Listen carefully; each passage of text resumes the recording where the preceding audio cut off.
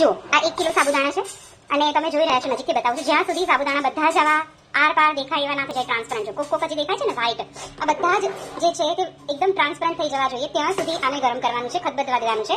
અને પાણી આ જેમ જેમ થશે એમ જાડું થતું જશે, તો સાઈડમાં આવી રીતે ગરમ પાણી રાખી જ મૂકવાનું છે કે જેથી પાણી ઓછું પડે તો એમાં રેડવા થાય. અને આ છે બટાકા, બરાબર. 1 કિલો સાબુદાણામાં 500 ગ્રામ બટાકાનું માપ છે, મેં થોડા વધારે લીધા છે. તો આ જ્યારે થઈ જાય તો એમાં આદુ મરચાની પેસ્ટ અને બટાકા છીણી વડે છીણીને નાખતું જઈને મિક્સ કરતું જવાનું છે. આગળની જે વિધિ છે હું તમને ફટાફટ બતાવીશ પછી. અત્યારે માત્ર એટલું જોઈ રહ્યા છો ને? ઓકે, તો જો આદુ મરચાની પેસ્ટ આવી બારીક કરી નાખવાની છે, બિલકુલ અચકચરી ના રહેવી જોઈએ, એકદમ પીસી નાખવાનું છે જેથી કરીને જ્યારે આપણે પાડીશું ચકરી ગોળ તો એ આપણા અંદર વચ્ચે આવશે નહીં ને એક સરખી પાતળી ચકરી પડશે. અને જો આ મસ્ત જાડું થવા આવ્યું છે, નજીક લાવજો ફોન, દેખાય છે? હજી કોક દાણા છે જે હજી વ્હાઈટ જ છે, તો આપણે હજી થવા દઈશું. અને ત્યાં સુધી આ બટાકું જે છે એ છીણી વડે એમાં છીણીને નાખતા રહીશું.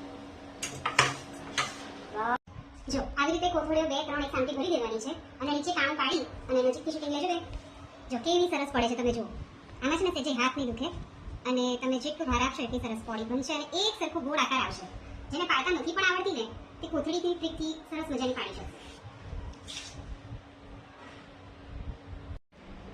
જો જોઈ રહ્યા છો ને કેટલી સરસ રીતે કોથળીમાં પડી રહી છે. અને જ્યારે આવું કામ આદરો ને ત્યારે આજુબાજુમાંથી કોઈની મદદ લેવામાં શરમ ના અનુભવશો. આ છે મારા પડોશી મમતા, જોઈ રહ્યા છો ને, અમારે આમની મદદ લેવી પડે અને જો મને ખૂબ સરસ સરસ આઈડિયા આપે કે આવી રીતે ફટાફટ થાય